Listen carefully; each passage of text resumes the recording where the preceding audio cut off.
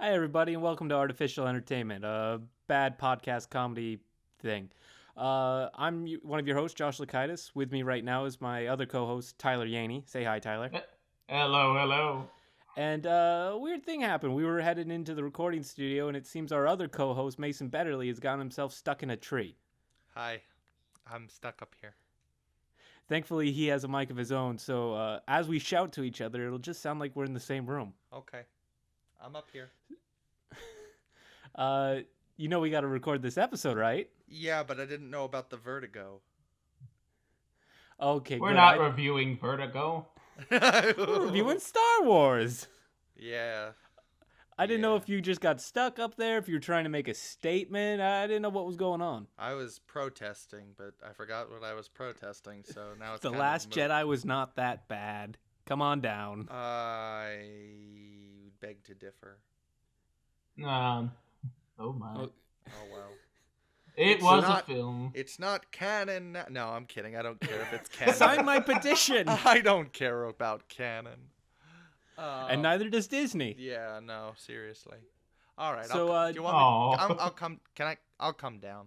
I'll come. Okay. I'll come. No, wait, Mason, that branch. Oh no! Look out! Well, as we wait for the ambulance, let's play the theme song. And by the time we come back, everything will be okay. Have you ever noticed when you got a little bit of phlegm in your throat but it's itchy, it tastes like clam chowder? No, never had that. No, I've never had clam chowder. Just get the ambulance. Clam chowder's delicious. I don't know if Mason's phlegm is, but I'd try it. Boom. Boom. Boom.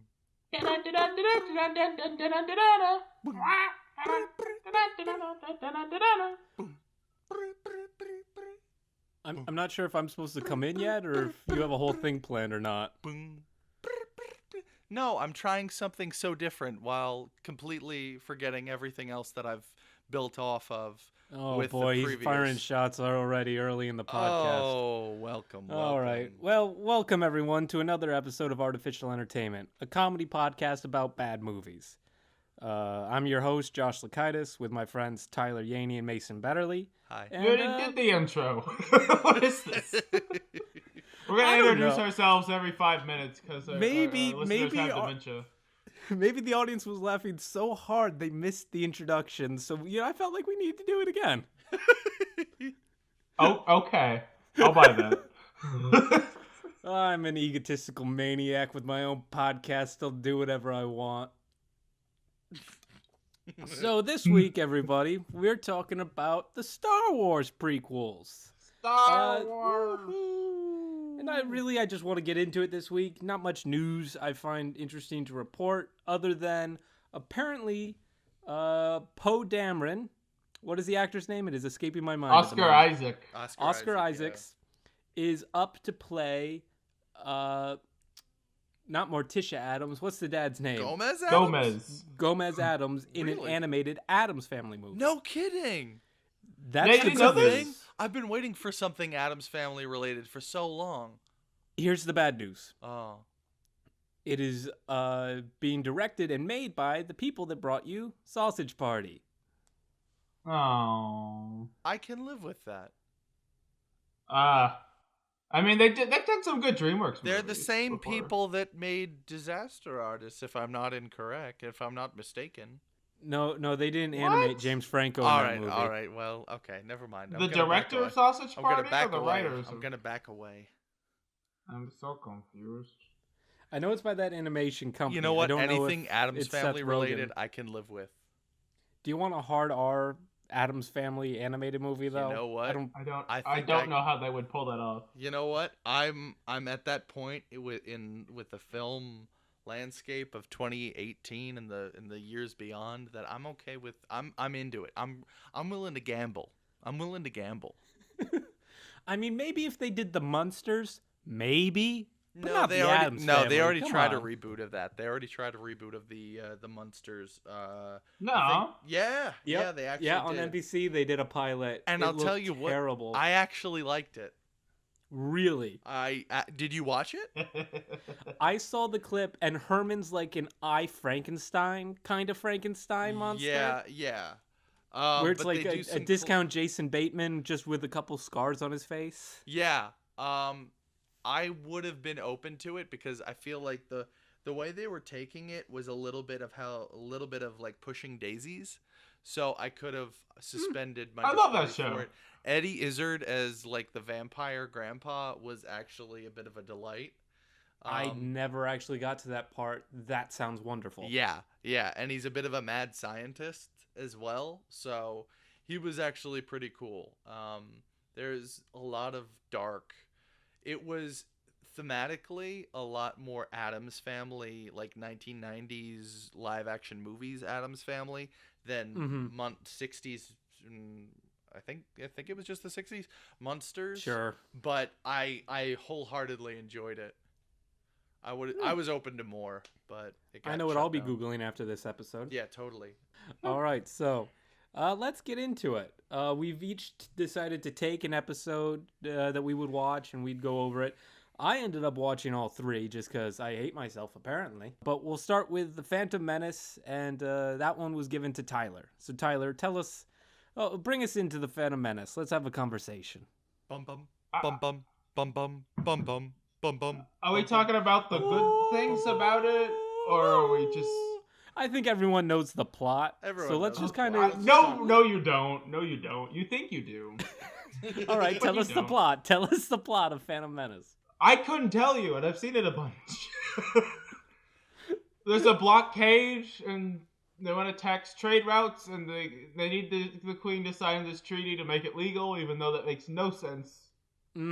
Because it's not you don't have to sign a treaty to make an invasion legal. That doesn't make any sense. Like I've never heard that. Hitler didn't go into Poland and say, "Hey, do you guys mind signing this so this all looks on the up and up?" Like maybe they could trick her into signing it. Like, would you like to upgrade your cable, Queen? And it's like, oh sure. It's like, sucker, this invasion is now legal.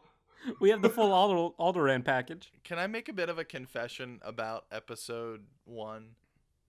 Sure. By all means. There's something about the aesthetic of the episode, like the color palette.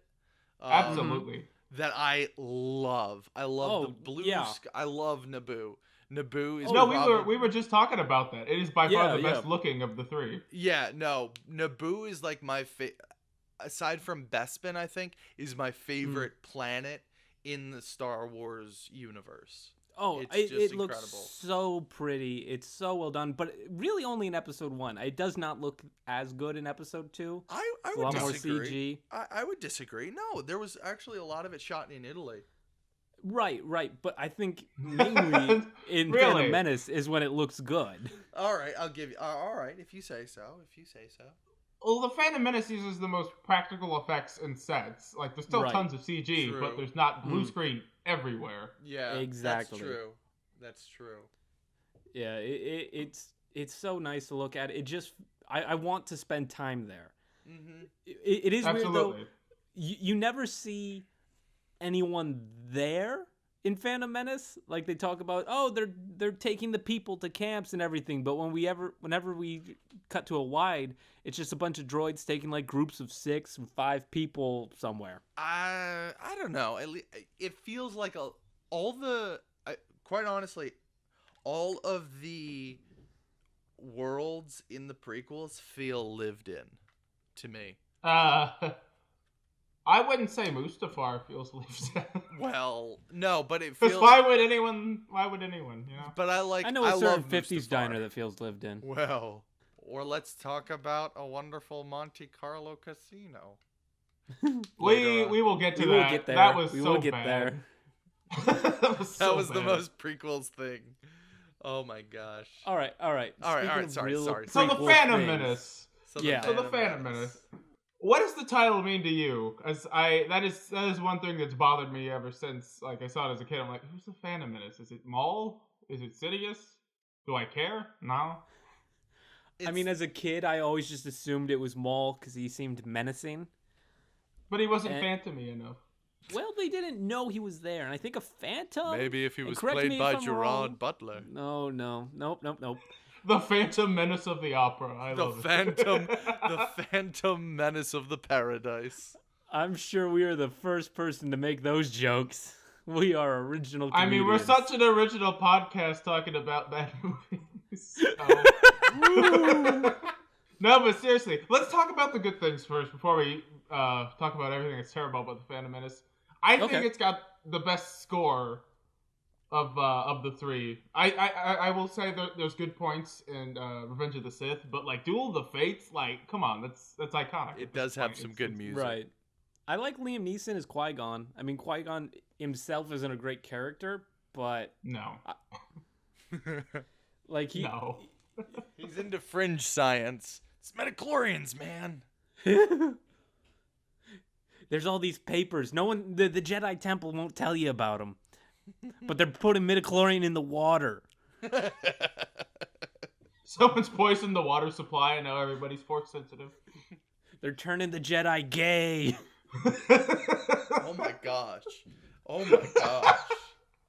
Little did we know, Qui-Gon was actually the Alex Jones of the Star Wars universe. Oh my gosh. Please no. Please no. All right, I don't know. Like, the thing that I can say that's nice about Episode 1 is the practical sets. They're filming on mostly real locations. Mostly. Beyond that, I got nothing. Do you like the pod race, even though it goes on for 45 minutes? No. Okay. Here's the thing. Going through and watching these three films, I absolutely hate how the prequels are shot. Really? Well, yeah, it's reverse shot, and a bunch of people sitting around. Everybody knows this. Exactly. But it's not just that. Like, okay, so in a roundabout way, I noticed when Jar Jar first showed up that everything started being in focus. Like, they shoot in really deep focus, so everything you can make out. And I thought, oh, this is because, they haven't figured out CGI well enough where they could put Jar Jar slightly out of focus. So we got to make sure that wherever he goes, it'll look right. But then I started noticing that everything in every shot is always in focus. Everything in the prequels, there are a handful of shots that are exceptions, but for the most part, everything is in focus. And it just gives it such a flat look. Yeah. Like I've never noticed that. This is actually fascinating. Now that you mention it.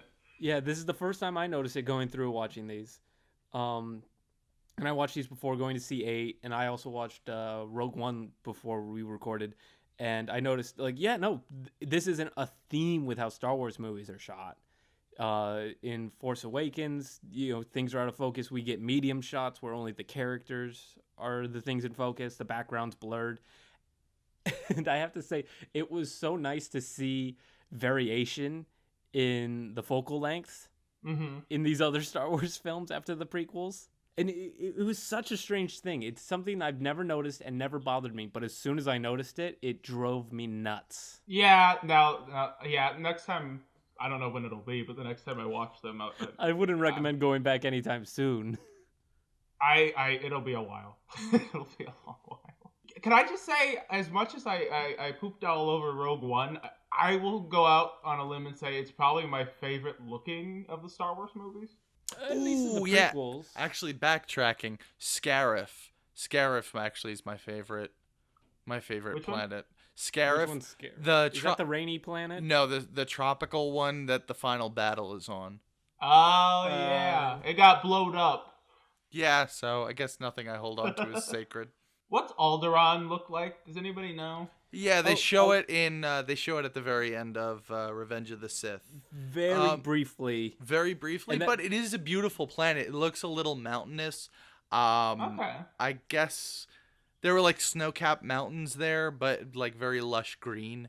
I guess sort of like landscape-wise, you might compare it to like Switzerland or Germany, maybe? Ooh, that'd be nice. Yeah. Yeah. Well, so this might be jumping ahead a bit, but watching episode 2, I realized there's no real reason to go back to Naboo other than that's where Padme's from. It would have been great if they went to Alderaan. Oh yeah, and then there was that guy that did what if they were actually good and makes Naboo Alderaan, and I think that's actually a very smart element because then you have a connection to that planet. Right. But I think we could have just done Alderaan in the second one and just built up that connection. I think in the first one, I don't want to lose Naboo, and I don't want Alderaan to just look like Naboo. I'd rather see a new planet, you know? Mm-hmm. I don't know. I like the connections. I mean, obviously, look, the one thing I like is that there is that connection where you see planets that are in the original trilogy, which we have yet to receive in the new trilogy. Which I don't think is a problem. We'll get there. I'm not telling you. I'm telling me. But I like that because there is that connection. I think it would have, especially a planet that got such little screen time in the original trilogy, it would have helped if Naboo was Alderaan. I think that consolidation, it would have consolidated things, make things a little bit more streamlined and cleaner. But I understand you don't care, or like it doesn't matter, but. Well, no, here's the thing. I think we could have built up enough connection in episode 2 because we could have this could have been our chance to really get to know Jimmy Schmitz as well. Like, he could have been there or something. Yeah. Like, you know, we could have gotten to know this place in one movie because I felt like we got to know Naboo really good in just one movie. So you're saying, like, maybe they could have gone, like, he could have taken her, Padme into hiding on right. Alderaan instead of Naboo. Exactly. Because okay. That actually also, would if you're been hiding great. someone, don't bring them home. Yeah. Oh, but that would have even been cooler because then once it's destroyed, like Vader was kind of against it, not just because it's Leia's home or like because he's actually not terrible, but because that's where him and Padme got married and B fell in love. That's great. That would have been great storytelling. Oh my gosh. No, there are so many opportunities for great storytelling in the prequels that are just completely missed. In the entire series, let's say. Why don't we? Oh my gosh. Focus where we are. I'm sorry. I'm acting like the prequels. I'm needlessly alluding to things that come. No, that is very true. That is very true. See, I'm relevant. Now here, yeah. Let me say something about. I got the question for you. Okay. All right. So you watched all the prequels and Rogue One back to back, right? Pretty much. Explain who made the Death Star, because I in 2 it's like the bugs made it, but in Rogue One it's like Jyn Erso's father made it. So what's going on there? Do you know? No. I do. Okay. All right. Go so in old canon before the Disney purchase. Well, no. Why do we care about old canon? Disney doesn't care about old canon. know. What happened in today's universe? Okay, so in today's universe, the plan was always there. However, the weaponization wasn't, the technology itself hadn't reached its full potential, if you will. Jyn Erso's father, Galen Erso, was the one to basically push the science forward to where it needed to be, or to make the weaponization of the Death Star a fully realized thing. The gun portion, if you will, of the Death Star, and the exhaust port. Yeah, and the exhaust port, definitely. But the structure of it, his crowning achievement, and the thing of, I mean, the plan of the Death Star was always there. It's just how to make it to fruition. And again, like, someone could comment on this if they ever listen to it and say I'm completely wrong because they read the full novelization or the 5 novels that came out for Rogue One. But that's how I think that's, to my understanding, that is how it went down in the current universe. Fun side fact, the architect, for funsies. Yeah, for funsies, in the old canon, there was this really cool doctor, I believe, who made the whole plans for the Death Star, but made them on, like, the ink that he used on them, made it so that they faded after a while. So the plans for the original plans for the Death Star actually, like, faded away and weren't, like, you couldn't read them after a period of time. Huh. Because it was so top secret. But again, that's old canon. I'm sure that really screwed with the janitors when they had to figure out how to fix something on the Death Star. Yeah. Hey, Larry, Larry, something's wrong with the pipes. Where are the schematics? I need to know how to get to these pipes. I got a piece of paper here. I feel like they were here before. Is blank. Hold it up to the light. Hold it up to the light. Hold it up to the light. Did you see a guy in like a brown robe walk by? No, never mind. I think we need a black light. I think a black light's the key here. I feel like he had a flashlight on it. Well, the guy in the brown robe, he looked like he had a flashlight on him. Oh, we are master improvers. Oh yeah, we're terrible. All right, so let me ask you this. I feel like something that happens in Phantom Menace that really the rest of the prequels can't seem to escape is that Phantom Menace feels like an early 2000s movie. Yeah. And I feel late like 90s. Late 90s. Late 90s, yeah. But like it's very Matrix era-esque. Yeah. Oh, yeah. And I feel like the prequels can never really fully pull out of that. Maybe that's just the style of George Lucas's writing through them, but when he has complete control. Yeah. No yes man. I mean all yes man. No one to challenge him. Let's see. Okay, so we get to Tatooine, we meet Anakin and Shmi. And Captain Hook. The fun thing is, I watched the behind the scenes documentary of the making of Episode 1, and they're doing the script reading, and the lady playing Shmi's asking, so did we ever agree on if it's Shmi or Shmai? And then we cut away, but then we hear George in the background, and he says, all right, so we're agreed. It is now officially Shmai. Yeah, that documentary is so worth it. Shmi, myself, and Shmai. Like George was really consistent through all these. I'm just baffled what they left in that documentary because it looks like he's completely incompetent the whole way through. Right? You can see people's faces second guessing him as he's talking. No, yeah, they're too afraid to say anything. It's great. And then the first screening is great because they know they're in too deep, but they can't say anything at that point. So it's like whatever. I may have added too much. I saw a more cohesive production in The Disaster Artist. Oh, what was it? Oh, when Lucas is showing Spielberg around and he's showing him a droid and he's like, be great. yeah, these are the guys that fight the Gungos. Gungas. Gungas, yeah, that's it. Like he can't even settle on the name of Gungans. Him and Spielberg are going back and forth. You see, George, it sounds racist when you say it. That's the thing. Oh my gosh, going back and watching Episode 1, the trade dealers or whoever. Oh my gosh. The Neimoidians. So racist. Yeah, Neimoidians, yeah. It's insane how terrible they are. Oh yeah. You of course will side with the No need to report it's like, back what until the I heck? have something to report. What the heck? Oh boy. Oh my gosh. She can't do that. Shoot her or something. Shoot him or something. So this is getting out of hand. Now there are two of them. This was something I missed while watching Phantom Menace. Ridiculous. Why don't they just take Shmi with them? Or why doesn't he ever go back? Right? But why don't they just initially take Shmi and like send Gonzo the money later? Because no, doesn't he try and barter for her as well? But he's like, no, I want them. No, I'm only giving up one. You can take the blood is worth 2 slaves. What stops them just from freeing them? Like without Watto's permission or anything, what stops them just from taking her off the planet and going? They have bombs in their heads.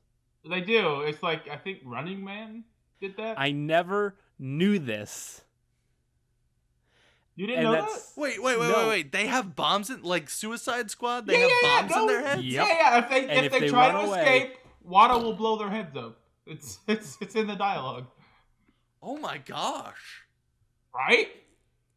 It's so strange and so dark, and it comes by so quickly. But also, I feel like Qui-Gon could find the technology to turn off those bombs and just run off with them. Because Watto doesn't have the money to hire bounty hunters to chase them. Wait. Hold up. Wait. Anakin has a bomb in his head the whole movie, the whole series? Yeah, and they never explain how they got it out either. They're just Man, I wanted to... Does that mean, like, when he's on the pyre in Return of the Jedi, eventually When Yeah, when Luke it goes just off knew camera, that. his head's gonna blow and Luke's gonna be there. Well, no wonder he's so screwed up when we see him next. Dang it.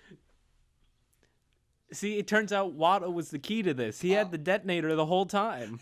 He's the key to all of He it. could have stopped this whole thing. Okay, so my other huge problem with this movie and Palpatine's plan in general is he convinces Padme to call for a vote of no confidence to get General Zod off to stop being the head of the It is Senate. General Ramsay. Zod.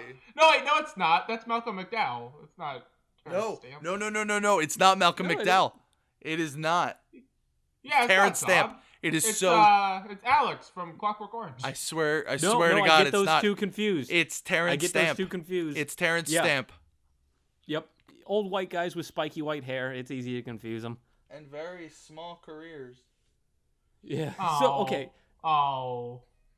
So, but apparently it's very easy to get rid of the head of the Senate and call for a new election. What's stopping that from happening in like the 15 years before episode 3 where he just makes himself the emperor? Bad screenwriting. Right? It's just like that's such an easy way that anyone could have gotten rid of him. Hey, actually, this will be fun. All right, one of you two just No. tell me with a- Because with a then it's straight not a face. republic. It's not a republic. It becomes an empire, meaning that the whole democracy side of it, where they say, "Oh, vote of no confidence," that's not an option. Frankly, he could have done the whole dang thing in the first movie. In the first movie, he could have put his whole plan into an empire like that. That's why it never happens. Mason, I'm gonna stop you there. I want one of you two to just sit down and walk me through Palpatine's plan with a straight face. It's absolutely impossible. It's so convoluted. Everything has to fall into place. So, something I learned that's never in the movies, but I guess is implied in like books or something, is that Palpatine had Dooku pay the Tusken Raiders to kidnap and kill Shmi. No. Yes. No. No. I don't know if that's still dumbest canon, but that was canon at one point. Where did you see that was canon? I was reading it somewhere. I forget. Maybe Wikipedia. I don't remember. No. I'm gonna have to look into that. I don't believe that for a minute. That was a thing at one time.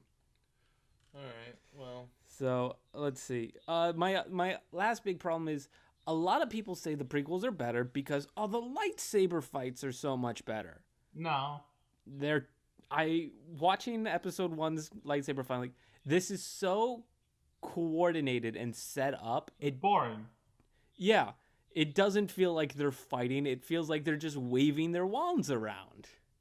Yeah, it feels choreographed. It doesn't feel like that's what I liked about Force Awakens ending scene. Like, because number one, Rey's not trained, so she's just going with raw emotion, and like, Yeah, you're more invested. Like, mm-hmm. And the one time you should be invested in Revenge of the Sith, where Obi-Wan and Anakin are going at it, it goes on for way too long, and they're just flipping all over the place, and it loses that emotion.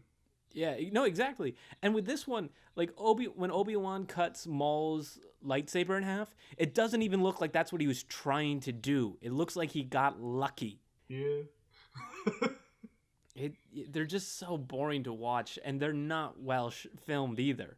Especially when later on, as you go and Count Dooku starts getting involved, the fights are literally reverse shot. It's the most boring possible way you could shoot a sword fight. Are do any of the shots like move in any of the like original Lucas Star Wars films? I mean, any of them. Yes. Yeah, because they try and parallel it in 3, because in episode 6, when Luke and Darth Vader are fighting under the stairs, it's a dolly, right? Yep, It's like poetry. Yep. Yeah, so they try and do that in 3 as well. But most of the other shots, they're all static shots throughout the entire series, right? Right, but they're not just reverse. They're not just shot. No. I know, but I'm thinking about it now. About it now. There's no shots that actually like go around a characters, or there's no movement. Right, because cameras were heavy back then. Well, that's true. But yeah, that's really all I have to say about Phantom Menace. I don't know. Do you guys have anything you want to add? There's a lot of nice design choices. I think Oh, I agree. aesthetically, it's like there's a lot of good stuff. I love the Naboo fighters. I love Mhm. Padme's Yeah. silver ship. No. Really, No. I like it. I like It's, it. Why not? It's pretty generic. I do like the Naboo fighters, and I like how sleek they got. That's one Yeah. thing that's kind of weird, that all the prequel kind of ships and stuff are so sleek, and then they get kind of bulky and boxy as the Orange Tridge goes That's on. true. Yeah. That's true. Yeah, a lot of there's like while they all look good, like in the chronology of the series, I feel like they look better than the stuff of the future look. Right. But I guess No, Yeah, that's like true. for the modernization. I guess the modernization of their universe is like making it bulky, war styled, Well, it's industrial. also I have- George didn't know what he was I doing have and a just tried to theory make more about that. impressive looking stuff. Yeah, I guess. No, like my theory is that like since the Empire takes over, there's not much innovation going on. Hmm. True. Yeah, like I don't think like planets are as prosperous. There's not a lot of income. That would be my assumption. So there's a lot more junkers and old ships and stuff like that. Exactly. Yeah, yeah. Okay, all right, I get you. One thing I will say that I like about all the prequels is I like the advancement of the droid army. I like some What? of the design. What? I like whatever the super mega droid or whatever. Oh, those are awful. I like how they look. I like how like you can still see the heads of the original droids in It's the just design. that they get more goofy and bulky as they go Oh, along, yeah. and then they're They- inexplicably They never are absolutely used again. never a threat unless they're the roller droids. I feel like if they had Oh, the just armies of Droidicas? The yeah, destroyers. I feel like just make an army out of those and you're fine. Absolutely. Like the battle droids are useless, so like Absolutely, but I like their design. no, I like it too. Like they like the CGI in Phantom Menace on the battle droids actually looks really good, surprisingly. Mm-hmm. And I think it's because they're basing it all off puppets at the time. That's true. Yeah, no, what they do is they build puppets and then bring those into the computer. It's like the ice foxes or whatever. Oh from yeah, I Oh, saw Last that yeah, Jedi. video. Yep. The crate. We- Crate. That's on Crate, right? Is that the Yep. planet Crate? That's a salt planet, right? Exactly, yeah. Salt. But I like that idea of just you build it in real life and bring it into the computers because then it gives it that practical look. Yeah, and a lot of films use that. It's how they do all the Muppet movies now. No one's actually using real puppets. It's all just computers. Oh, don't say that. That's a joke, Aw. right? You're joking. Don't give them ideas. Yes, I am joking, Mason. You On bet. our comedy podcast. Let's move on to Attack of the Clones. Oh, were we I think still we talking about Phantom Menace? Okay. Yeah. All right. Okay. I think we can all agree this is the worst prequel. Straight Oh, okay. out. Finally. Yeah, most people kind of lean towards Phantom Menace, but I think Attack of the Clones, there's not one thing I like about that movie. I can name the one thing I like. I think there's only one thing I really, really like, and it's the Coliseum battle. I'm not saying it's a well done battle, but it's something new that I haven't seen, and That's true. I remember seeing it in No. theaters because this is the first Star Wars movie I saw in theaters, and just remembering how cool that looked on the big screen. I mean, really, what's so new about it? What's so different about that from what you saw in like any of the opening stuff with Jabba in Return of the Jedi? I mean, I feel There's a lot of lightsabers. a lot of lightsabers, but you just said that the lightsaber stuff in the original trilogy wasn't so great, like with the lightsabers, or in the prequel trilogy. I mean, Right. But Mason, there was a lot of them. There Oh. are quite a bit of them. There was like 20, This and is- that's really cool. we've never There had were it- 20 we've never had lightsabers a- in one place. we never had a sequence like this before. Exactly. It's key to this. It's key to this. It's so dense. It's so dense. So Never can I? imagine. There's so many things going on. This film almost immediately derails itself. Attack of the As- Clones? Yeah. I think Just- it's the most meandering. Like, 1 and 2 do not matter if you're just trying to tell the story of Darth Vader, because the first time you see Anakin, like, that's Darth Vader. He's angry and he's not in control of his emotions, and then he starts murdering people, and that's the second movie. So you don't need to really build up any more than that. Mm-hmm. My biggest problem with this movie is this should have been the movie where we really showed that Anakin and Obi-Wan were brothers. But instead, they're apart the whole movie. Right. And even, okay, so where I'm saying it immediately derails is in the elevator when they're heading up to see Padme for the first time in 10 years. We're supposed to have some fun back and forth banter between the two, but it just feels awkward. And we can't get a... Yeah, we don't get a grasp of what their relationship's like at all. Mr. Plinkett said that. Yeah, but he said it funnier. Yes, he did. So, but as they're going up, I'm sitting there going, you know what their relationship should have been like? You know what George just should have stole from? Obi-Wan and Anakin should have been Murtaugh and Riggs. I don't... What? From Lethal Weapon. Have you seen Lethal Weapon? I've seen the first 3. I didn't know that. I've only seen the first one. I really enjoy it. Anyways, what are we talking about? Obi-Wan should be the by-the-books, kind of serious character. And Well, that's Anakin who he should is be... in the Rich Trid, so that totally makes sense. Exactly, and Anakin should be the more outgoing risk taker. Even the hair works, you know. Mel had the mullet, and Murtaugh had Donnie Glover had the close cut hair. Are you saying Shane Black should have written the prequels? Because I'm totally on board with that. All the prequel movies would have been set at Life Day. No, that's if we had written them. Well, no, because Shane Black puts all his movies at Christmas. I get it. These are the jokes. I keep pitching them. You keep missing them. There must be a hole in your glove. There's a hole in my glove, son. Yes. A gag, boy. I never realized how much Coruscant is just a ripoff of Blade Runner and not a good ripoff. Oh, by far. No, like, everybody, even the Super Mario Brothers movie rips off Blade Runner. All right, let's see. What else? What did you like about it, other than the Coliseum? Like, name a few positive things. I know it's hard, but I believe in you. I'm a big fan of 3PO and R2, and no, even as a kid, I loved the 3PO getting screwed with in the droid factory. I thought that was funny. Going back now, it's really it's all CG. So even the rig moves differently than Anthony Daniels in the costume. Is that the only time 3PO CG?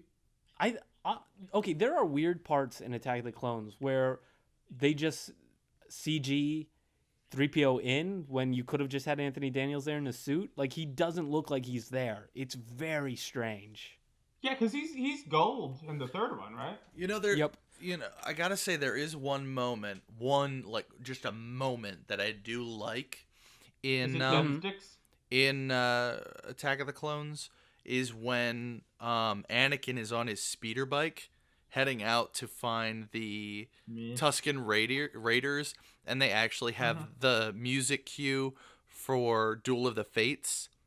Right. Like, you feel that, like, the growing darkness in him, because he's got, like, that look on him, and it's just like bum bum bada bum bum bada bum bum bada bum bum bada, and you feel that build up, like that. Oh, okay, now he's Okay, all right. So going off of that point, I want to talk about Padme and Anakin.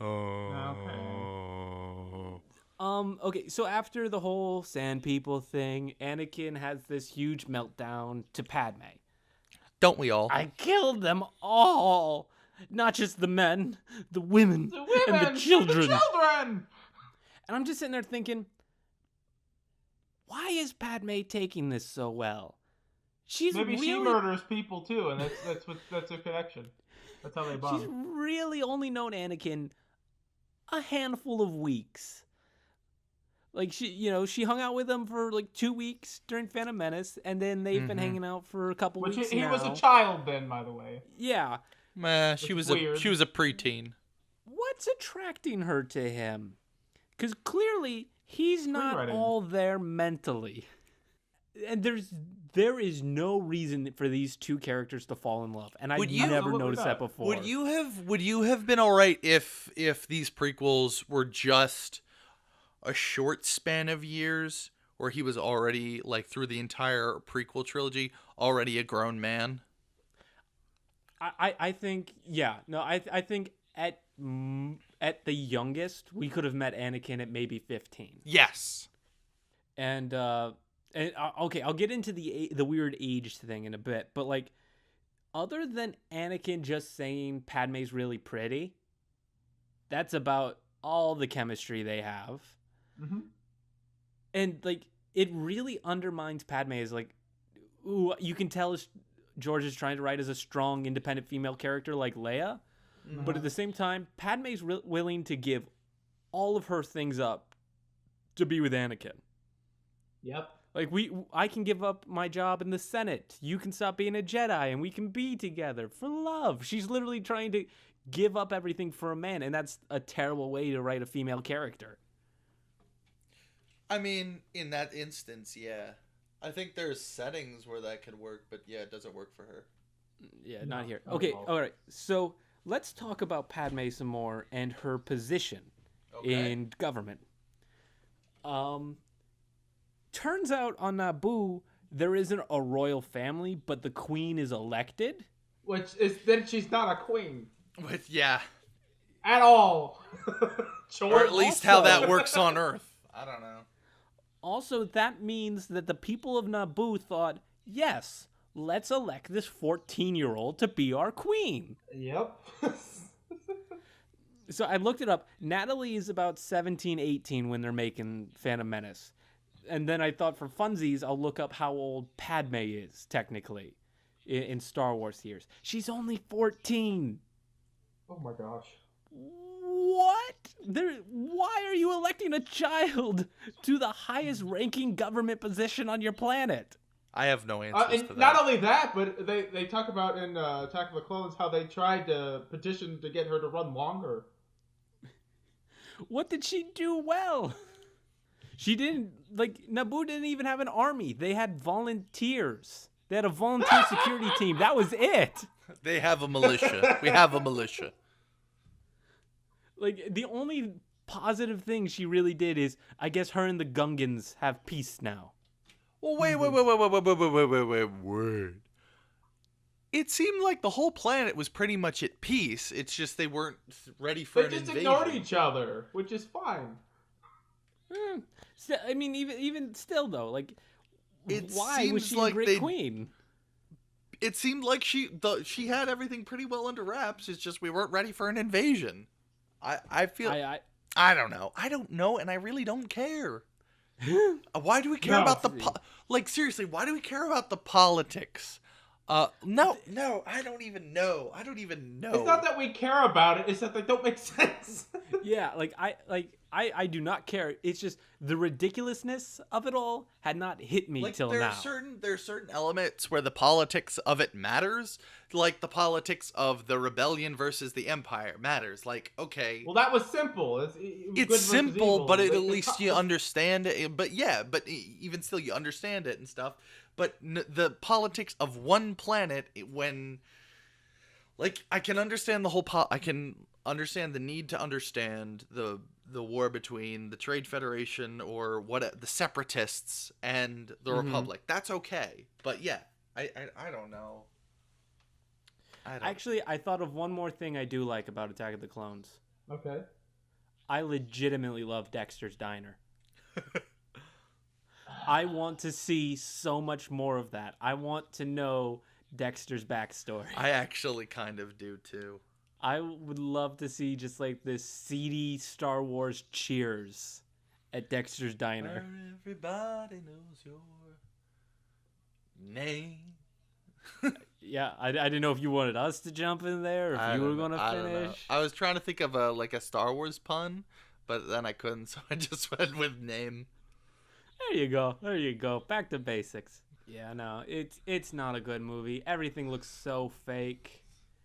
I hate Camino. I hate Camino. Yeah. Oh, is that the rain planet? You know what I would have loved? You know what I genuinely Tell me. would have loved? if Oh, Boba Fett was actually revealed to not be a person, What? if Boba Fett was actually the suit and the mantle of Boba Fett was passed on from It's just empty Mandalorian. Also, he's clothing. like a The clothing robot? has come alive. No. Like he wasn't not a Through a robot. magical wish that a little boy made. No, but the mantle of Boba Fett is like it's the armor. You are Boba Fett, and it's like a Mandalorian. Oh, so it's like thing. Shazam you guys are telling me about? So Not- like little Boba, like Not wishes exactly, himself? more like Batman, but sure. Like I don't know. Boba Fett is an immortal warrior. Mm-hmm. Why? What's wrong with having just Boba be Just a guy. Jango's clone He's a son? guy. Cause at least you would have had a little bit more simplicity. In the original trilogy, Boba is a very simple character. I know. There is no complexity know, to him whatsoever. But then at least you wouldn't have had to worry about adding a separate character, giving a separate kind of a I don't know. And it doesn't. You could have done that with a lot of places. We didn't need to make all these, callbacks and references. Well, I mean, 'Cause if you're gonna have they're a not bounty well hunter, done. if you're gonna have a bounty hunter, We need to find some fun. We need a man that can find us fun. I'm a bounty hunter. I know a guy. But yeah. Also, I would love to see Boba Fett randomly show up in like the Collector's lair or whatever in Guardians of the Galaxy. I just want some sort of Star Wars reference in Guardians of the Galaxy. I don't. That'd but be fun. who knows? That'd be fun. But don't they reference Star Wars in Guardians? Like it's a thing that exists in that universe? No. No, they reference it in Civil War. Yeah. Oh, well, see that one worked. All right. I don't know. You guys want to talk about the Yoda Count Dooku battle or anything like that? No. Let's just skip to 3, Mason. Let's get this over with. Why? I don't really. Okay. You got the best one. Come on. I genuinely, yeah. Let's all admit, Revenge of the Sith is the best one. Well, technically, Rogue One is the best prequel. But... Well, yeah. No, actually, I would say they're neck and neck. I would tie them actually. I would too. Because there's so many moments I love in this film. I actually like the opening space battle. It's ridiculous and way overblown, but I love it. You actually it's get well to see, done, but the chemistry again is terrible. But I like seeing Anakin actually as a good pilot because then there's merit to what they say about him in the next film, or well, not now the next film anymore, but and he was the best pilot I've ever seen. You never really get to see him do too much. Right, but for me, it's too little, too late. Yeah, It's called backtracking. yeah. Yeah. I actually kind of like General Grievous. Yeah. I think well, quite honestly, for being kind of shoehorned in, let's admit it, they tell you just enough and contextually tell you just enough about the character, so you at least can accept him not being added so late in the fray. I think his design's good. I think his design's good, and I like his character. Not in this movie, but like in the 2D Clone Wars show. Yeah, I that love show was Grievous wonderful. in that. But I think in this, they don't tell you who he is, but they're always talking about him. at least no, I think there's enough lore about him that's given. Peter Lorre? Peter Lorre. I As think General there's enough Grievous? about him. You despise him, don't you? I think there's enough there to constitute how much he is in the film. But I do understand. I think there's some good set pieces. I think the battle on Mustafar, while it is too long, I think there's some stuff in it that's great. I love the final part where he I love the immolation scene. I love the life, death, and rebirth sequence. R2 messing around with the droid. Hey, yeah. It's R2 being R2. I mean, he hasn't gotten It's true. He hasn't gotten a lot of screen time in the new saga, and that's not a dig on it. I'm just like, I miss R2. And that's one thing I actually miss. I agree. I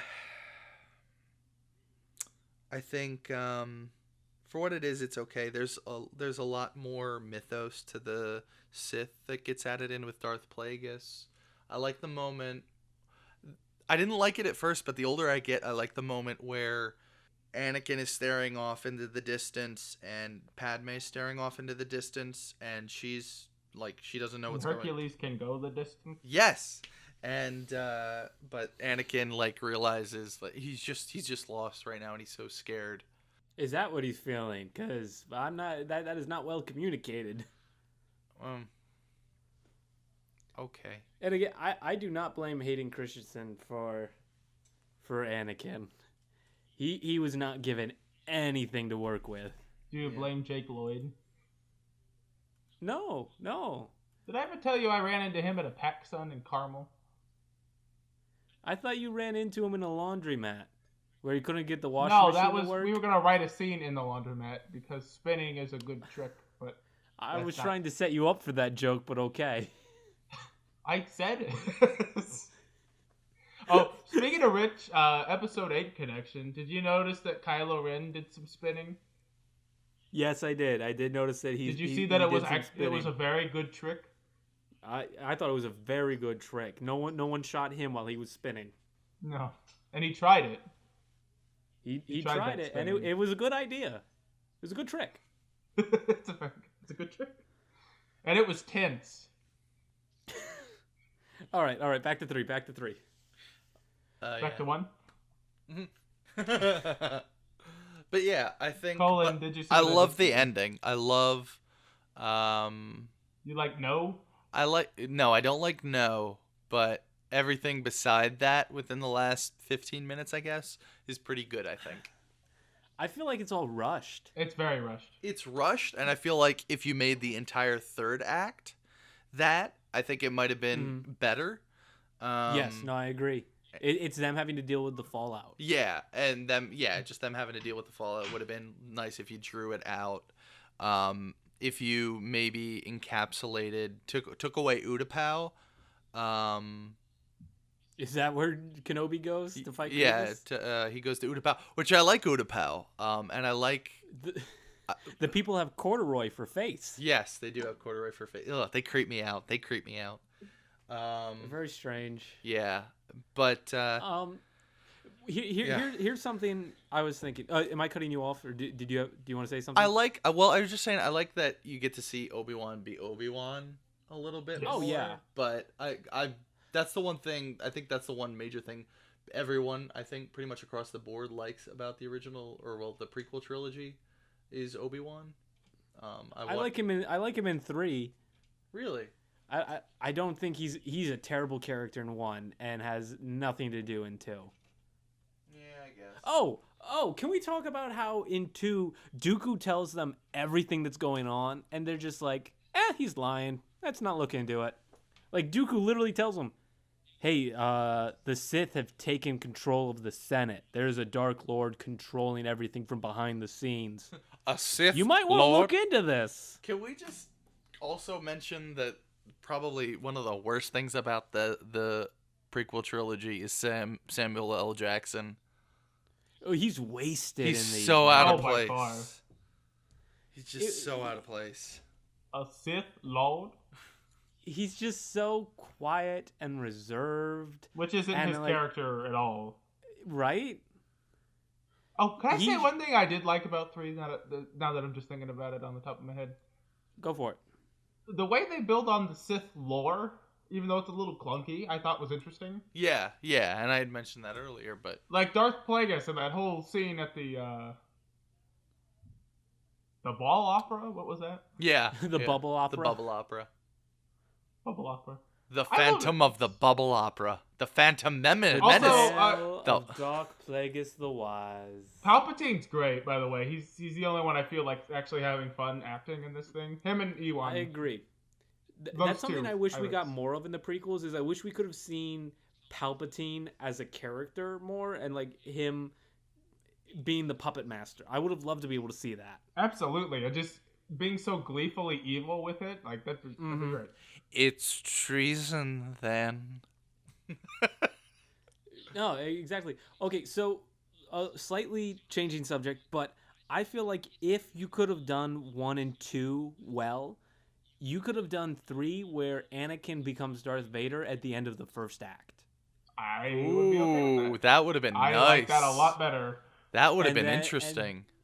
Yeah, and then you can do and then the second act is Obi versus Anakin, that kind of confrontation, and the third act is I'm gonna cut you off real quick. Would he be in the suit, or would he just be taking on the mantle of Darth Vader? I think he'd take on the mantle of Darth Vader in the first act. Second act, maybe I'd say put him more in the suit towards the end of the second act. But then the third act is him in the suit, Big set piece. hunting them down. Big set piece. Hunting the Jedi down. Oh Okay. my gosh, yes. That would have been so much better. Oh my gosh. And that, oh wow. Honestly, Wow. I heard a rumor early on when they bought Star Wars that there was talk about maybe remaking a prequel trilogy. They won't do that. I know Yeah. they wouldn't, but that I honestly would be all for that. If they did it, I wouldn't be upset. You know. I mean, they're like- not Warner Brothers. Yeah, maybe we That could was just do a the DC Flashpoint that was Star the Wars DC movie. guy. Did you get it? No, I Yes, I yes. didn't. Did you you get not hear my Flashpoint joke? It built off of Tyler's Warner Brothers joke. They're like poetry. Oh, rhymed. I get it now. Wow. Wow. Wow. All right. Do we have any more thoughts on episode 3? It's a guilty pleasure. Yeah, and I Yeah, like that's the fun. suction sound when his helmet goes on. Yes, that is a good sound. It's a nice. Sure. It's a sound. No, it's a sound effect that always stuck with me, and I know that sounds really, really stupid, but It could have sounded creepier, honestly, Yes. but yeah, that's something that's always stuck with me. Well, the All sound right. design is actually really good on all three. It's been no, I'd agree with that. Yeah. Ben Burt, who I think did was like the voice of Wall-E and does a lot of like sci-fi sound effects. Not that anyone All right. cares, but fun Real fact quick, for you. I'm going to go pee, and we will move on to. Is this staying in the final cut? No, I'm going to cut this out. All right, so that's all our thoughts on the prequels. Let's move on to the latest Star Wars film, The Last Jedi. How do we want to structure this? Well, Indeed. I say, look, if you're listening to this, you've probably seen it. If you haven't seen it, go see it. I think it's best to go in cold. Do you guys agree? My theater was very chilly. Yeah, Oh my gosh. I'd wear a coat. Bundle Also, up, if you're- it's gonna be a cold If you hear one. clanking in my mouth, it is a throat lozenger. I have a sore throat, so Lozenger? Like it's actively lozenging your throat? sure.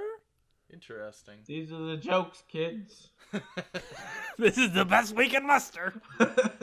This is a comedy podcast.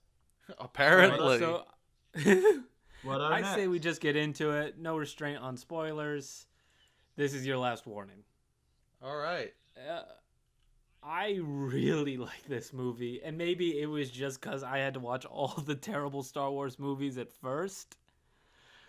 But this was such a breath of fresh air for me. I know we don't all have the same opinion, but for me, I went in. I honestly had low expectations for this film. I love Rian Johnson, but I thought it was Rain Johnson. Johnson? No, it's Ryan. Really? Okay, good. Yeah, no. When I said Rain a couple episodes back, and I was wrong. Yeah, I ran Rainn with Wilson? No, I really hope it's Ryan. Otherwise, I'm saying my second favorite director's name wrong. Who's your first Second favorite? Edgar Wright, Edgar Wright's my first. and I liked him before he was cool. I just want to say that. Anyway, Edgar? Does that make you feel special? You really didn't like Edgar before he was cool, because you came into the Cornetto late. yes, but I feel like a lot of fans are coming in now because of Baby Driver. Well, I feel like that's in his that most case, then mainstream I liked film him so before. far. I suppose. Yeah. Alright. Everyone in This the is a complete office. sidetrack, but I feel like he's the next Wes Anderson in the way of No. like No, listen to me. You know how a lot of people just have jumped on the Wes Anderson bandwagon after Moonrise Kingdom? And And they're just especially like, after oh, he's my favorite Budapest. director because I've seen 2 of his films. Yeah, I know so many people like that in our very own film school. But go on. I feel like Edgar Wright will be the next that. Where it's, I'm I love sure. Edgar Wright. Well, what have you seen? Oh, I've seen Hot Fuzz and Baby Driver. I love them. So you're not allowed to like a director if you've seen 2 of them. Edgar doesn't have. You Edgar are Wright doesn't have that many absolutely films. in first the of right all. to like a director you've only seen 1 or 2 films of. But to say he's your favorite is a bit odd. Okay. I feel like if you can back it up, by all means, I will accept that. But I'm just saying you've only seen 2 of someone's film library is your favorite seems a bit weird. So the Last Anyway, Jedi. Yes. Why don't you 2 say what you thought? At the same time. No, preferably separately so people can understand you. Go ahead, Yanni. All right. Well, let me just say this. We have another case, folks, where Winnie loves this movie. Mason doesn't much care for it, and I thought it was pretty okay. It's the flip of Justice League. That's what it is. I guess it is like that, isn't it? Mm-hmm. Yeah, because you can't really hate Thor Ragnarok. Like, you can have problems with it. No, I didn't hate it. Yeah. I have my problems, but Right. Well, let's just get into the problems first, because Well, hold on. Let's hear Mason this go off on the Last ruined Jedi. my weekend. Like this. no. This. Oh, I my. was so upset about it, and the thing was, the weird thing was, I was asking myself, why am I so upset about this? Why am I? Because I don't like. I had a huge Star Wars phase when I was like 10, 11, 12. Everyone did. I think that's when we all really were in the Star Wars. I don't Absolutely. really like. I enjoy Star Wars now, but I don't really care. Like this wrecked my weekend, Oh. That's so. and I'm still like It mentally makes me recovering. So sad to hear that. Yeah. I didn't think when I was going to walk into that theater that I was going to see a film where every creative decision was the wrong one. Are you sure you didn't catch a Phantom Menace screening by mistake? No, 'cause Turns there out were Mason things- actually saw Ferdinand the Bull. Oh my gosh, please no. This No, isn't no. Star Wars. They turned Rey into a bull? I don't understand this. It's all wrong. Yeah. But yeah, no, I was so angry. And my wife, God bless her, when the film ended, it had that very heartfelt salute to Carrie Fisher at the end, and she's crying because of that, because she very much likes Carrie Fisher. I very much respect her. But you know, she's crying, and meanwhile I'm stewing, and I'm like, I'm not sure if she's crying over Carrie Fisher or she actually really liked the movie, but I'm gonna hold in my opinions until we at least get out of the theater, because I'm not sure. I don't want to mess with her feelings right now. But then yeah, as soon as she clarified that it was about Carrie Fisher, and she's like, so what did you think? It was all bets were off. Oh boy. All right, let's get into it then. All right. Wait. All right, let's do it. The Casino was awful, like prequel bad. Actually, Okay. I'm gonna go so far as to say you could have taken that whole subplot with Finn and Rose out, because as you find out later, it was completely unnecessary. It Yeah, was but- completely unnecessary. It was just It filler. was growing Finn. How? It was growing. It was part of Finn's story arc of him seeing that the galaxy is not just black and white, that there is gray. Because we have to think Finn is coming out of a place where he has just been taught black and white. He's still getting to know the real galaxy and seeing that there are people that are selling weapons, not just to the bad guys, but also Okay, to the all good right. guys. The little bit with Benicio del Toro, I liked quite a bit. But everything other than before that, and after it furthered the plot in no way. Also, Exactly. also, look, original trilogy wise, every character I feel had a point. Like, every real character Not like obviously not the background characters and stuff, but every real character had a purpose larger than just one thing, and it just upset me that he's like, I'm a weird, creepy guy. It's Benicio del Toro. I really like him. I think he's a good actor. He's great. He's so I thought he great. played this character really well. Really well, Yeah. but it was just like, oh, hello, I'm a new character, and I'm an actual, like, good actor. I have been introduced to be this weird kind of character. There's interesting depth to me. Oops, I'm just a trickster. Goodbye. That was... You know what he felt like? What? He felt like the Star Wars Jack Sparrow, but not Black Pearl Jack Sparrow, like Dead Man's Chest. Oh Jack my Sparrow. gosh, he totally did. He totally did. But I like it just if everything's not black and white, if everything is not black and white, then why did they make the obviously like shady looking character end up to actually be the double crosser? Wouldn't it have been more interesting? Wouldn't it have been more interesting if Rose ended up being the mole? What if and I'm just throwing this out there, and this is just an idea off the top of my head, what if she was a bounty hunter? What if there was a bounty on Finn for his betrayal? What if she did that whole thing of, that's actually deep tech. The tracking through hyperspace is deep tech. What if we do this? What if that was just to stall out the rebels on the run, so they didn't jump to hyperspace, and get him over to the ship? So then when they're all stuck, Finn looks at the hacker guy like, you sold us out, and he's looking like, no, I didn't. And then, oh my gosh, Rose, this character that you actually trusted, you're actually getting to trust. Oh my gosh, it was a con all along. There would have been so much more. And I understand I'm like completely rewriting the film, and that's not the point of this. But it would have. I think that's a great idea. Would have given depth and would have been something more interesting than, oh, the shady character actually ended up being a double crosser. Wow, that was surprising.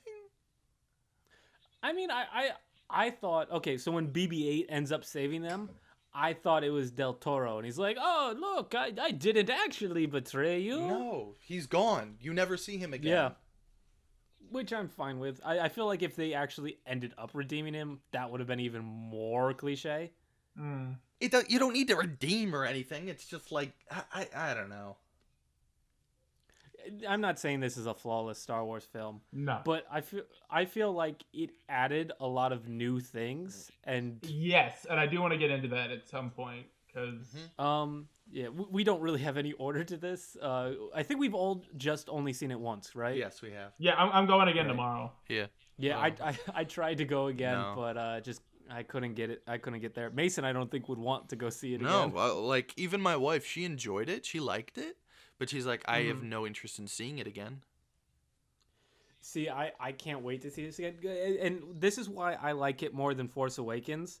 It's just because The Force Awakens is a very well-structured film, but it is A New Hope over again. But you know what? It feels like a Star Wars movie. Yes, and see, there's I less. felt- This as much one as I did like not both feel like a Star movies- Wars movie. There was some interesting choices, creative choices that I was okay with, like when when Rey's on the stone thinking, like focusing on the Force, and there's different shots and stuff. That's interesting, and I was okay with it. That was okay. But see, here's my thing. I didn't want just a Star Wars movie, and I felt like this provided so many new and interesting things for me. I felt this is Star Wars plus something new, and I really enjoyed that. then watch another film. I feel like Star Wars is such an ingrained thing. It has its own language, and I feel like Ryan. Because then that results in more Force Awakens, where it's just the same kind of No, stuff. no. over No. I'm not saying make Empire Strikes Back, but new. I'm saying speak the language of this. This is a film franchise. How is this not the language? I understand that there are story structure issues. I understand that. I don't know. I just feel like it doesn't. I don't know. I'm sorry. All right, let's talk about something that I think we all liked. Yoda. Woohoo! Yay! The more I thought about it, the more I liked it. The Yoda scene. Yeah, but at first I was like, what? And then I was like, And then through the course of the scene, I was like, okay, all right, I'm okay with this. Oh, when it started, I looked over at Toby. That doesn't. What is that? Like it.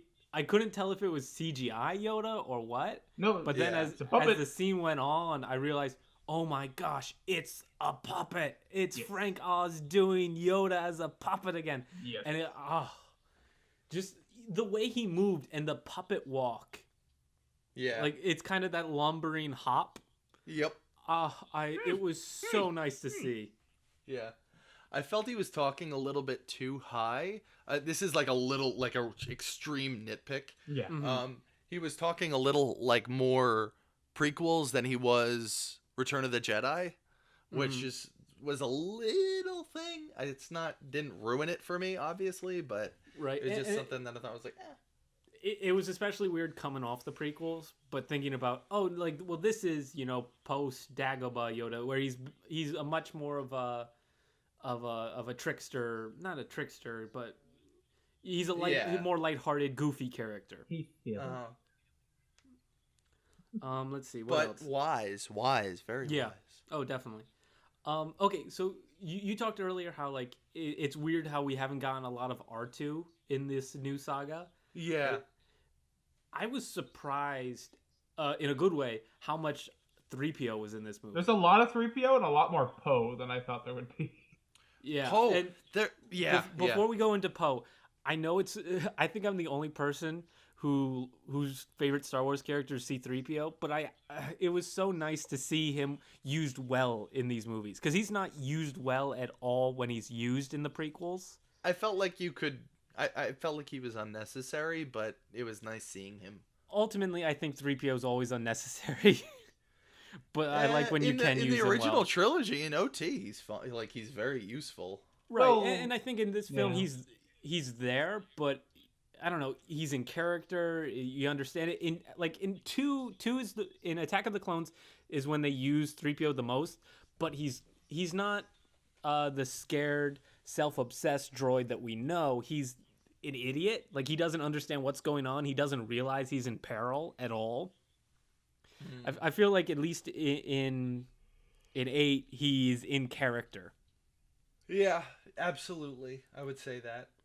All right, so what did you guys think of Poe's storyline? Poe was the second I have a best. complaint, and I have really? Go ahead. Okay. All right, go. Yeah. Yeah. Okay. I'm surprised, Mason, that you think he's the second best. A lot. We could have cut out a lot if freaking Laura Dern would just tell Poe what was going on.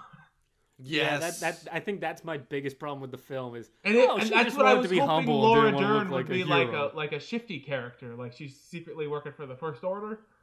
Mm-hmm. Yeah, and that was another thing. I was like, oh, is she the mole? Because I was thinking if she was she doing this, and I thought that would have worked as well. But yeah, that was stupid. I think it would have been better. My hope was that it was going to be an arc where in the beginning battle, what ticked me off there was, let's go in and fight, guys. Oh, these bombers are going in, and they're paper mache. Well, it's a huge ship. So Poe takes out all the top guns on their own, and then all these bombers have to do is go over, and they like barely make out there. Like, how many? 4 or 5 bombers all fail except for one? The rebellion looks like a joke in this film. Like, I wouldn't support them because there's literally nothing they do right. They're not a joke. They're on their last leg is how I saw it. They're on their... But they can't even do anything right. Like, there's one shot I actually did like in that opening battle where I think, like... Poe whips his X-Wing around. It's like, but like in space, I'm like, yo, I've never seen that before. That was cool. But the entire space battle annoyed me because it's like everyone in that battle was completely useless except for Poe. But this is beside the point. My point is, I agree, because I'm watching that. I'm like, wait a second. When did the tides turn here? Because it looked like they were winning a second ago. I'm like, wait a minute. Real quick, one thing I did like. Okay, so the bombers did blow up. What I took away from that is, like, it really felt that in that opening that Poe was invincible. Yeah. And, like, that he's the best pilot ever. and he's always going to get away from the situation scotch-free. Scot-free? I don't know. Yeah, But- scot-free. But after that, I'm like, oh no, okay, so there are going to be repercussions. He might get away, but everyone he's leading could be lost. Well, I thought the real repercussion was going to be he was so cocky that he led the battle in and they didn't do it right or whatever. All the ships got shot down, and then Leia's ship got destroyed, and he was going to have to build back from that guilt. That guilt, which would have carried him in through the film. It would have been a different arc, but it would have gotten him to the same place. It's, okay, this isn't like, oh, I screwed up, I got too cocky. This is, oh, I got so cocky. It cost not only the head of the rebellion, but a mentor and a teacher through my life. I think I've just lost the war. I just personally caused the fall of the rebellion. How am I going to deal with that? And that could have been a better arc for him, I think. Yeah, and okay, I do want to say this. Mace, I think you are pitching really good ideas of how you could have done this film in a different way. I know, and I know that me talking about it this way isn't doing anything right, and I'm not. I just No. I just want to say you're doing, like, I love the ideas, but at the same time, I still really love this movie. I know, It's really I know. fun. I'm not here to change any ideas. I guess I'm just here saying, like, there's so many things. As I'm watching the film, I saw so many. You know how I always like to say, and for our listeners, I always say this: film to me is architecture. Film is.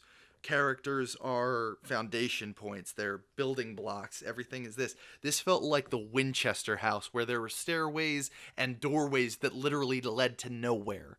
And that had to do with potential storylines where you could have actually done something so much more than it could have been.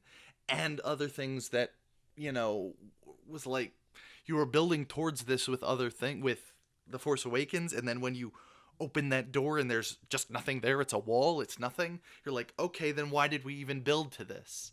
So yeah, I just see so much that could have been in this film, and there's so much wasted potential in my eyes. It's just too much. There's just too much to excuse, in my opinion. Oh my. Tyler, what were you gonna say? About what? I don't remember. I felt like you wanted to say something. I was trying to interject, but I forget. What were we talking about? I don't know. I really like the Poe Dameron Carrie Fisher relationship. Yeah, I like that a lot. I think they were close on set too. I just liked how she smacked him. You're demoted. Let's talk about the Leia Force. What's being dubbed the I like Leia the idea poor of woman. it. I just think it was Let horribly the poor executed. woman die. Let the Now- poor woman die. You see why they couldn't just kill her off, though, right? No, I don't. I think they planned on doing a lot more with her, and her ultimately her death was untimely, but like she was so interwoven into that film that you couldn't have really taken her out. All right, so we're doing full spoilers, right? Yeah, no, I said that. All right, so in the theater, when Luke died at the end, but Leia lived, I laughed. I went like, well, they bet on the wrong horse. yeah. So Yeah, Harrison Ford and Mark Hamill are still going strong. Oh boy. But I'm No, like, come no, I on. agree. You could have done that. You could have changed it to a point where you could have made those alterations, I think, personally, where you could have at least let her have, because I thought it was just a beautiful little thing where she was like dead floating in space, and they were just showing like, oh, she's at peace. And that was sort of like, A, the story, B, like Leia's, like the beautiful princess is gone. But then B, of course, Carrie Fisher were tributing this moment. And then they lingered on her for too long. And I'm like, wait a minute. Yeah. Please yeah. don't. And then she's like, oh, I'm like, what are you doing? What is this? My thing is, I have no problem with her having learned the Force and being able to do that. Is that something that bothered you? Or? No. Yeah, It was the yeah. execution for me. I think, yeah, I can see the it was execution being a of it. little wonky, but I feel like, because I mean, in the what was the expanded universe. Leia becomes a Jedi. She's force sensitive. Builds her own lightsaber and all that. Yeah, but that's the old extended universe. She's still Right. force The sensitive. new one is. I feel like in the new one, Yeah. at some point, it was said like, "Hey, I had the choice to do that, but I chose not to, and not to hone those skills." No, because we feel even like see in in an Force interview or Awakens that something. she's force sensitive. Yeah, she's always been force sensitive, but not force user. I don't know. Yeah, I can see it. Meh. What you guys think of Luke? Love it. And I will defend the ending because apparently a lot of people aren't too keen on that. I thought it was brilliant. I wanted him to live. I wanted him to live. He'll be back as a I- Force ghost. He'll be fine. Yeah, I don't know. I don't know if he's gonna be back as a force ghost, but I'm sure he will. I thought think it they'll have was- to now that Carrie Fisher's gone. yeah. I don't know if that was the original wife- plan, but he's almost definitely coming back now. My wife and I both thought it was like kind of ridiculous. Like, okay, you're going to you're gonna take a stand, but you don't actually even take the effort to come back and to like actually. If he see did, he your- would have been killed by all those blasts. Yeah, it wasn't. died about making anyway! it wasn't about making a stand. It was about being a distraction. Yes. It was about Either way, Earning them I enough just- time to get away. I don't know. I didn't like that. I like the imagery of him at the last stand. That was cool. I really liked that, but I just thought on the whole it was like, okay, but why? Like, I didn't feel like you needed to kill him off. No, I agree. The justification I've heard is, that it is his mission's fulfilled. His purpose is finished. Yeah, I guess. I I like will the say- imagery of his death, though. I did like that with the binary sunset.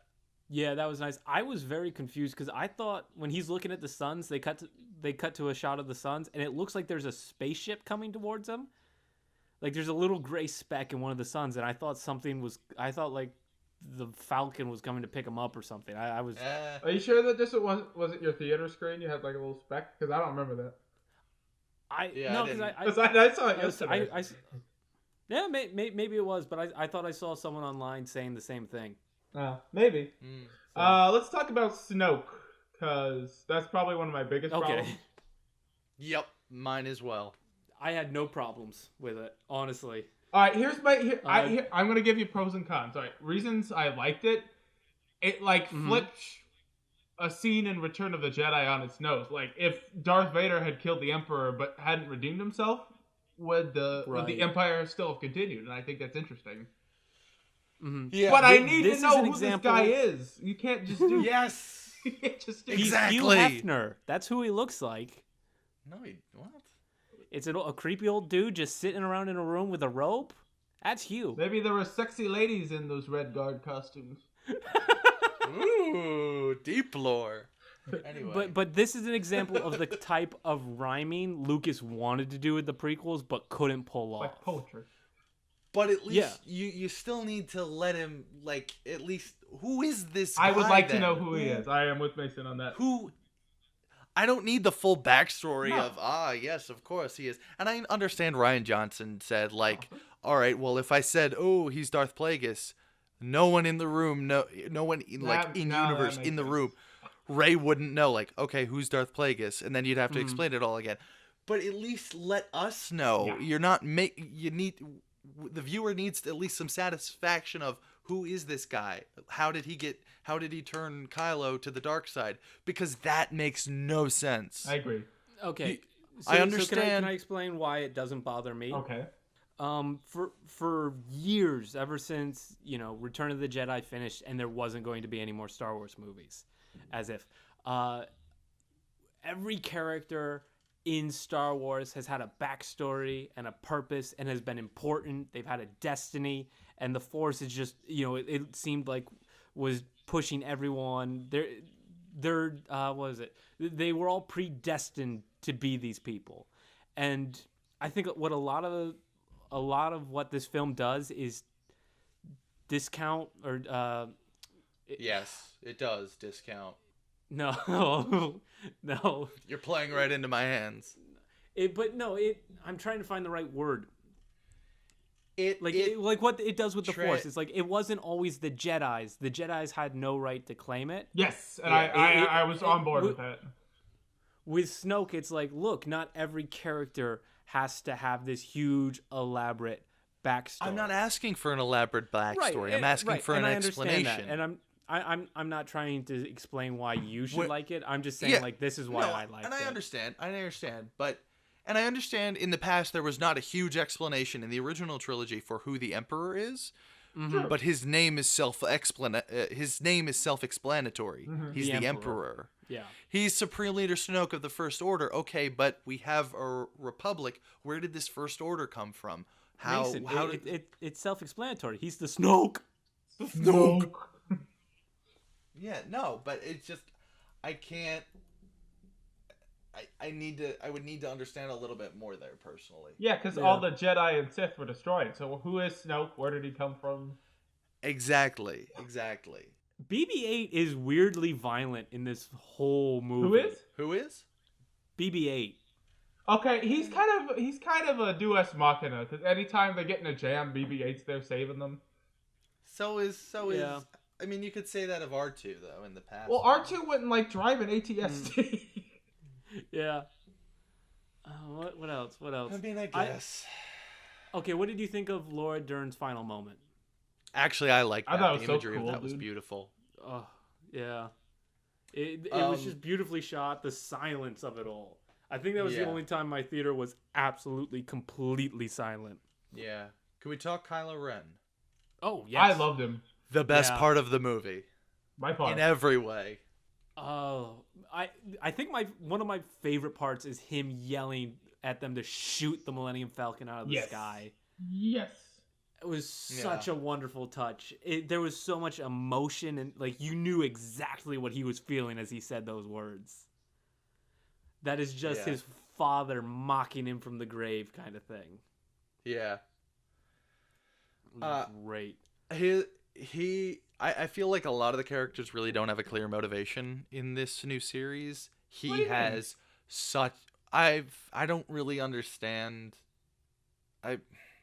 I don't understand Finn's motivation really. I mean, you made a point about it earlier, Lakaitis, that I get. Rey, I was so annoyed with this movie because she literally, if you watch it, she literally has a couple variations of the exact same line for pretty much the first 2 acts of the film. Watch it. Watch it again tomorrow, buddy. You're gonna realize she has the exact same line for pretty much what lines? What is it? Yeah. We need your help. Kylo Ren has become unstoppable. It's that line. Yeah, no, she says the exact same line, like a bunch of different ways. Exactly. It's because she's repeating what Leia told to Luke because she wants to get Luke to come. It's not bad script writing. Rey is trying to say it exactly as Leia told her because she thinks that'll be the key to get Luke to come back. Yeah, it's stylistically designed to be that way, but we can diminish those effects. I don't know. I don't like that. But anyway, the battle between Rey and Kylo against those was the Snoke guards. Wait. Can I just finish what I was gonna say about the motivations? Oh, yeah, sure. Okay. It is such a great motivation that he has because it's not I want to forward the Jedi. I don't want to forward the Sith. It's just I want to end it. I just want it over. Which was the theme of the movie. It's so it is. I completely agree. It was so wonderful. Great. It just hit the bullseye. What I love about The Last Jedi is it hammers in what was wrong with the prequels, and it kind of almost makes them work. That giving all this power and giving the Force exclusively to the Jedi has been detrimental to the galaxy, and has been giving people like Snoke and the Emperor and Vader too much power. Mm-hmm. Right. And that's why having Yoda there was perfect, because he's like, yeah, let it burn. Yep. But what's the point? What's the point? She stole the books. Rey? That's the one thing that... Yeah, Rey stole the books. No, she didn't. So that's why he's okay. Yes, she did. In the last few moments, yeah. She did. That's why Yoda doesn't care, because she stole the books. So that takes away a little bit of the punch of that scene. I In the very last few scenes when she's flying away on the Millennium Falcon, she opens up one of the drawers and you see all the books in there. And I felt that took away a little bit of the impact of that scene because I think the book should have burned. Yeah, no, I agree. What'd you guys think of the humor? Because like that was one thing that kept me from loving it. Like those whale things, like those whale nurse things on the island. What the hell are you doing? It was so bad. What that threw me was, can he hear me? Yes. I think he's tooling with you, sir. Yeah, I didn't like that one. Oh, no, that went on forever. Yeah, I was like, no. That went on so long. Swing and a miss, kids. The blue milk thing I was not expecting. The blue milk. Green milk. It was green Was it milk. green milk? Yeah. Yeah, it was green. Yeah. Because blue milk is bantha milk. Oh, is it? Can we just talk about how there's a 50s diner in this universe, and there's also a casino straight out of a Bond film now? And how awful that looked. This feels like George designed this place. It did feel like George, but I think... It's like, yeah, so it's going to be a casino, but there'll be like a space casino? Yeah, it was a little too Earth. I think there could have been a lot more unearthly elements. Yeah, because like the cantina, like that's a general concept. Like it's a bar and people drink there. Like it felt alien enough. This felt like, oh... Little too Earth. Yeah. Yeah. Jumping over to Crate really quickly. Oh, it was beautiful. I think it was beautiful. I was a little upset. I felt like a lot of the things in this in the world were devoid of life. I needed at least one more lively planet. But I was annoyed because the one guy like touched the salt and he's like, salt. I'm like, did you just put that in there? Wait a minute. Did you just put that in there to make the clear cut thing like, hey, this is salt, not snow, so this isn't a direct ripoff of Hoth? Yeah. I thought it was a gorgeous idea. But then the funniest part though that made me laugh was that guy got a credit for that. He got Sergeant Salty. No. He has an exact credit for that. It was fantastic. But ultimately, I really enjoyed it. I think we need to start wrapping it up. I think we're going a bit long. Gone over here. Yeah. Didn't one of you wise guys say this would be our shorter episode? No, I said the next episode we do will be one of our shorter episodes. Oh, Yeah. that makes more sense. But ultimately, I think everyone should go see it and get their own opinion. Mace, I don't disagree with why you disliked it. Ultimately, I think you have really good points. Yep. But I had so much fun with this. And I respect your opinion. I really am looking forward to seeing it the second time. I really enjoyed it, but it is flawed. Yeah, for everyone out there. Great ideas in it. Yeah, for everyone out there that's like insanely upset, like petitioning that it shouldn't be canon. It's canon, whether you like it or not. For everyone saying this one was too far different, the Force Awakens was too similar. I mean, I get both arguments there. Yeah, I do respect this for its difference. Let's end on this question though. Okay. After seeing The Last Jedi, do you want to see Rian Johnson's Star Wars trilogy? No. Really? Yes. Well, you know me. I'm against anything that's not like I'm fine with the sequel trilogy, but anything else, I just think is a cheap cash in. That's true. I don't know. I mean, before I went in, I'd rather see Rian Johnson make his own movies, and ultimately, I'd still prefer that. I'm this movie and just everything else recently in the spectrum of pop culture just really has me wanting some more original stuff. Same. I'm getting I'm actually getting tired now. We're becoming cranky old men at the age of early 20s. We're Statler and Waldorf in it. But yeah, I really would like. I like him. I think Rian Johnson, and I really want to make this clear to our listeners. I actually really like this director. I love Brothers Bloom. I love Brick is fantastic. I want to watch one of those. It's so great. Looper's good. I don't like it as much as the other two though. And I honestly want to see some more of his work, but I think all of the directors out there should be putting their efforts into original products, and I know that's not their responsibility. I know there's a lot more going on. It's not that simple. But I like what Taika Waititi's trying to do, where he does one for himself, one for the studio, one for himself, one for the studio. Yeah, I think if more directors did that, Hollywood would be a better place. Yeah, absolutely. Obviously, I'm still into Star Wars. I still enjoy Star Wars. I love, and I love the comic book movies out there, but there's getting to be too much. And yeah. I'm ready for something new and something special that changes it again, changes the game again. Are you guys looking forward to episode 9, or do you think? Yeah. I mean, I'll definitely go see it, obviously. Right. I'm excited because I think J.J. Abrams understood the language. I think we might have the happy medium. I want the happy medium. I hope so. Because after this, I don't really want to go back to JJ, but at the same time, this film blew my mind so much. I'm now open to the idea that maybe Star Wars can be new and interesting again. So I'm going into 9 hopeful. Okay. But ladies and gentlemen, that is our show for this week.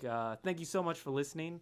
As always, if you ever care to follow us, you can find me at Josh_Lakaitis on Twitter. Mace, where can they find you?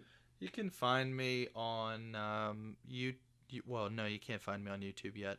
But you can find me on Facebook. You can find me on Instagram, and that's pretty much it right now. I post every once in a blue. Let me know what you like. You want to tell us the handle? Oh yeah. I'm there good. You go. Good old Price. That's GOODOLPRICE. Wonderful. And Tyler, where can they find you?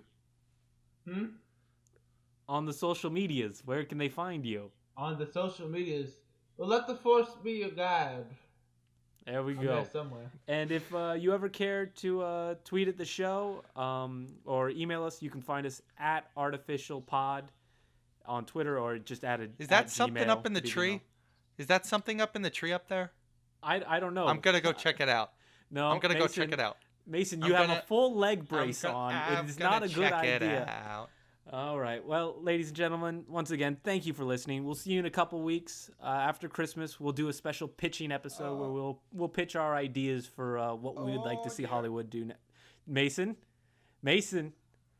we are not calling the ambulance again. They won't come to this address anymore. I have altered the deal. Pray I do not alter it any further. This deal's getting worse and worse all the time. All right. God bless everyone. We'll see you next time. I'm stuck again.